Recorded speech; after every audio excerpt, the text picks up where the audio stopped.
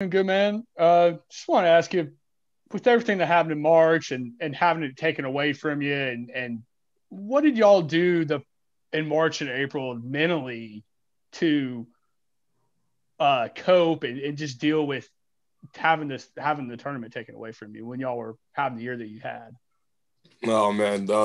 With having the tournament takeaway in March and April, at first, the initial reaction was just like, it was just confusion. We didn't know what to do. But the culture of this team has been unconquered. It's been 18 strong. So just like everything else, when it became to uncertainty, we just stuck together. March and April, we just pretty much kind of recapped on the season, talked about how great of a season it was, and enjoyed pretty much what we have accomplished as opposed to what we could have accomplished or, what was taken away from us. We just decided to reflect on how well we came together, how we started off a little shaky and then progressively got better and better and better, and then just kind of laughed about how we were one of this undervalued team and then finished top 5 in the country and just really appreciated each other's company, especially knowing that Pat could potentially leave and go to the league, Dev could potentially leave and go to the league, and that it was Trent's last year. So the main thing was just to stay together and enjoy as much time as possible with each other because we knew the new guys were going to start coming in. So at this point, we knew that it was about us at this point. Everything else was about like sacrifice, about just getting everything done. And now we have some downtime just to focus on us and enjoy each other's company and personalities. Go to Antoine from the Democrat. Yeah, I just want to talk to you about just preparing for the season, especially with COVID-19 and everything like that. How different has it been, and what have you been doing to keep safe? The first biggest difference was having the summer taken away. Just the summer, with a whole bunch of gyms shutting down and then having to change gym availability. That was probably the biggest difference, not being able to get in it and put some summer work in before heading into preseason. Everybody kind of went to the respective places and got work in where they could back at home. So I would say that was the biggest difference. But going into preparing for this upcoming season with COVID, it just is. It's like I said, it's been a little faster. The learning curve is definitely it's had to be a lot steeper than it's been in the past because we didn't have that advantage of getting that extra time in the summer before preseason. So a lot of things were coming at us fast, but the luxury of this team right this year is that we have so many returners. We have so many older guys, so many seniors. So the adjustment really wasn't for us. It was for the newer guys coming in. But the fact that we had so many returners around them and able to guide them, just like everybody else when they first came in, that's been kind of the focus from preseason going into this season and preparing for COVID. And then also just being who we are, this lively team, this entertaining team, we really put an emphasis on we got to focus on ourselves. We got to focus on our culture. We got to focus on inciting and bringing our own energy, whether we are on the road or at home, because there's not going to be many fans, which is, again, another big difference to COVID.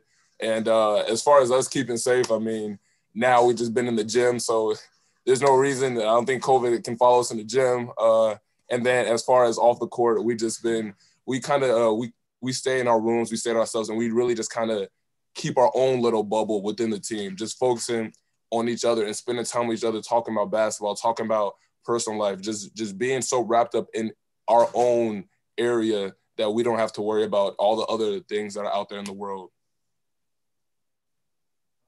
Next question from Bob Ferrante. And Malik, curious about the newcomers, of course, the guys that we haven't seen just yet. What have you seen from those guys in practices? And obviously it's got to be tough to just acclimate during this time, but how do you think they can kind of gradually, show you what they can do?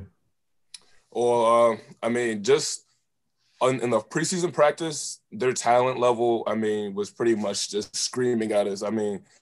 We have Quincy, we have Sardaar, and we have Scottie. All three have long wingspans, and all of them are as athletic as anybody else in the country, in my opinion. When the initial reaction was, man, these guys are freak athletes. Man, these guys can do this. They can do this. They can explode to the rim. They can jump over certain people. They can do all these types of dunks and all this other stuff. And it's like, wow, now it's just about the mental piece. The physical piece is there. They have incredible talent, and I think all of them just have an unlimited ceiling. Now it's just about getting them acclimated with our program, getting them to fit in our system, and so to a point so they can know where they can find spots where to show their talent in the best way possible. And that's really has just been the focus, especially heading into the season. I mean, with no exhibition games, it's just about really keying in on the mental piece, knowing where you're supposed to be at, knowing the rotations, knowing the plays, knowing where to find your spots, knowing how to get yourself going in the offense or in the defense. So that's really just been the biggest thing with our newer guys, because if we're going to talk about physical talent or physique, I mean, like I said, they can compete with anybody in the country. Go to Kurt Weiler. Hey, Malik. I know obviously last year, your first year kind of playing, there was a change early in the year. I know you had to play a lot more of the 5 than you kind of thought to coming in, just because of Dom missing some time and stuff like that. And it's kind of, so I guess, what is your excitement level to maybe get to play maybe more of the hybrid position this year, maybe more what you thought you'd be recruited here to play? Mm-hmm. Oh man, the excitement is through the roof right now. I mean, just last year, I know that there was going to be some things that happened, and I can't even be for sure to tell you that things can't happen this year. But like I said, last year with me having to move to the 5, it just was really about production. It wasn't about me being in my natural position. It was about doing what it takes to help us become national champions. And me being at the 5, like I said, it wasn't what I was necessarily recruited to be here. It was to bang down. It wasn't to bang down low, but I wanted to learn how to bang down low just for us, for our team, so I can know what to bring to help everybody else, to help us become a successful team.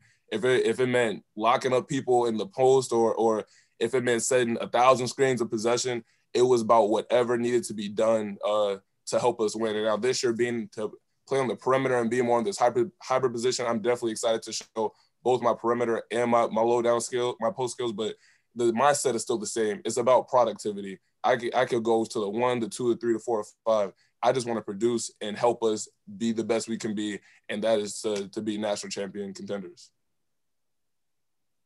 Go to Chris Nee. Simple question, but just how much are you looking forward to actually playing a game for the first time in a long time? Oh, man, that is a simple question, but it comes with a lot of aspects to it. But I'm very excited, especially with our first game getting postponed due to COVID. It's just like, you see it everywhere. You see it on the news. You even see it. I mean, even with our football program, we done had 2 games canceled due to COVID. And it's like, now it's like, the goal was like, all right, we want to play 30 games. We want to da-da-da-da-da. But now it's just like, let's just be thankful for each game we play, because the next game isn't guaranteed. I think the NCAA done put the rule out saying that there's a 13-game minimum to get into the NCAA tournament. But the grind that we done went through, like, we definitely want to play more than 13 games. But at this point, we have to be appreciative for the games that are coming to us as they come. So that's what we're doing. We're preparing that and showing our appreciation by making all our COVID tests, staying out of public places, and just being as precautious as possible, because we want to show people that we want to play. And then when we get out there, we want to show our appreciation for having the opportunity to play, by giving every team our best shot, by playing as hard as possible, and by showing everybody that Florida State is still here amongst all the madness. We're still the same team, still trying to fight for the same goal. Go to Corey Clark. Yeah, Malik, I wanted to ask you again about the newcomers, specifically Scottie and Calhoun. Scottie's personality, what is it like on the court? He's a freshman joining a bunch of guys that have won a ton of games. Mm-hmm. Did he shy away at all, or was he the same guy he was in high school? Just, not barking orders, but barking encouragement, being a big personality. Did that still happen with you guys? And then also with Calhoun, Leonard said he's one of the most talented players he's ever coached, he's ever brought in. Do you see that too? And maybe what is his ceiling if he buys all the way into the Florida State culture? Okay, so I'm going to start off with Scottie. Scottie, he is definitely one of a kind. His energy that he brings is contagious. He's going to be a great addition, especially during a time like this. Honestly, especially in COVID, we're even more appreciative to have a guy like him a part of the team, a part of the organization, because he comes with his own energy. And I would say the same thing goes for Sardaar too. A lot of people don't really talk about his energy, but man, he is a ball of energy that's just waiting to explode. I mean, they all come with their own energy, and it helps us practice better. It helps the morale in practice, and it definitely is going to help them around the game, because these are guys that are ambitious and want to do well and know that they're joining a program that's been successful in the past, and they want to continue on that success. So going back to Scottie, yes, I wouldn't say bark, like you said, not barking orders, but just barking encouragement. Even off the court, he's still hanging out with the guys. He's talking to the guys. He's uplifting the guys, even like while watching film, just saying like, yeah, you made that mistake, but you're not gonna make that mistake again. Before going to practice, sending motivational texts. Like this guy is full of energy. He's nonstop. As far as Sardaar, like I said, he still has this amazing amount of energy as well. His energy just as contagious as Scottie's, but yes, his talent is also through the roof. Like I said earlier, I feel like these new guys have no ceiling, at least no ceiling that I can see. Scottie with his wingspan, his talent, his athleticism, sky's the limit for him. And then same thing with Sardaar. He has incredible quickness, great instincts. He's athletic. He's strong. Has a tight handle. Has a tight shot. Very compact. I mean, I can't argue with Coach Ham. I mean, Coach Ham has seen a lot of players, and so for him to say that about Sardaar definitely speaks volumes, and I would definitely co-sign with him, because I mean, I don't think there's anything Sardaar can't do.